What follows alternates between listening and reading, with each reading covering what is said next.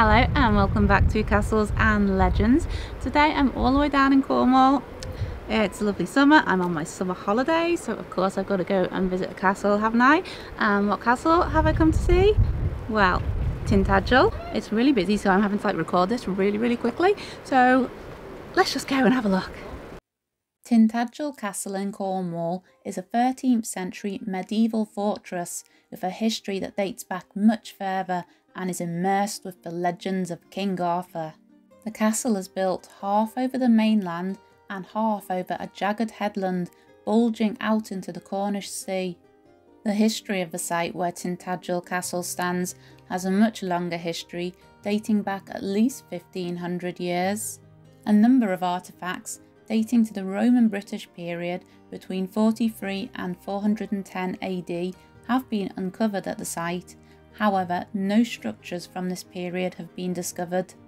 Archaeologists have, however, uncovered over 100 building remains that date back to between the 5th and 7th centuries and indicate the site seems to have been a high-status fortified village or citadel in the early Middle Ages.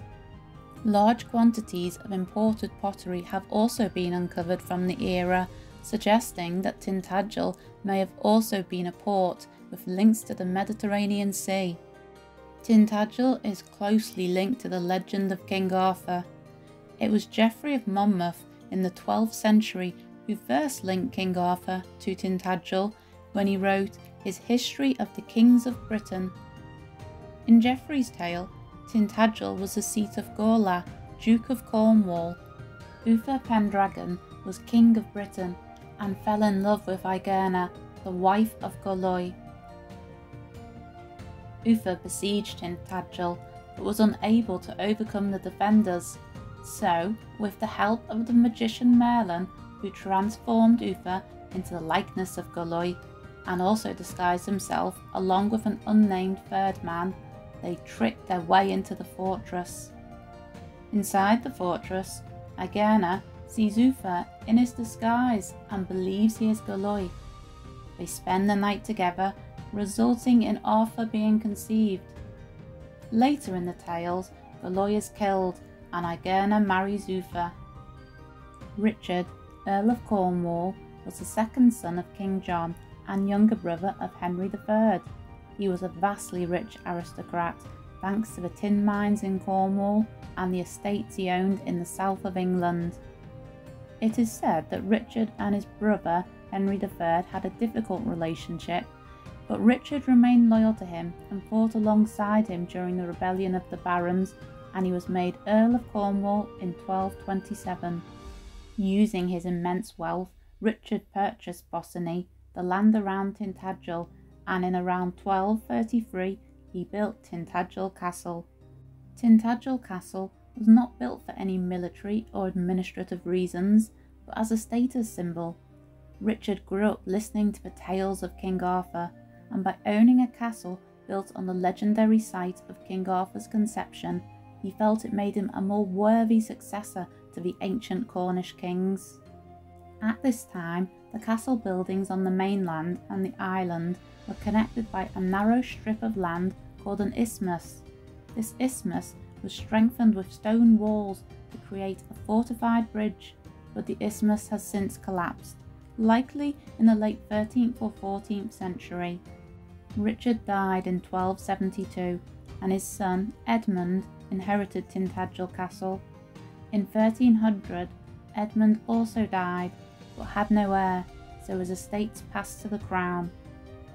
It appears the castle was left to fall into disrepair following this period, and by 1337 the roof of the Great Hall had been removed. The castle did see some rejuvenation when, in 1337, Edward III bestowed upon his son, Prince Edward, also known in history as the Black Prince, the title of Duke of Cornwall. The prince initiated extensive repairs, and in the 1340s a new two-storey house was built within the walls of the Great Hall. Tintagel Castle still had no real administrative or military purpose in order to justify the vast expenses needed to repair it. In the later 14th century, it was used as a prison. Its most notable inmate was Thomas, Earl of Warwick, who was briefly held there in 1397. With fears of a possible French invasion in 1386, Richard III did briefly refortify Tintagel Castle, but no further repairs were carried out after about 1400. Tintagel Castle was left to fall into ruin over the following centuries, with many parts being claimed by the sea following landslides along the cliffs. We've just finished exploring the castle. The site is looked after by English Heritage now, and it's actually one of their top 5 tourist attractions. I think that's most likely due to its connection to King Arthur, because it's interesting. There are stunning views, absolutely stunning views, but a lot of sheer drops too, just a warning there. But there isn't a lot left of the stone structure here, but it's still a great place to visit. It's a lot of steps, so if you have mobility issues, keep that in mind. But we've enjoyed it, we've enjoyed the history of it. It's been a beautiful day, which always helps. And if you have enjoyed exploring with us and listening to the history today, please do hit that like button and subscribe, and come and join us on another castle exploration. So until next time, take care and bye for now.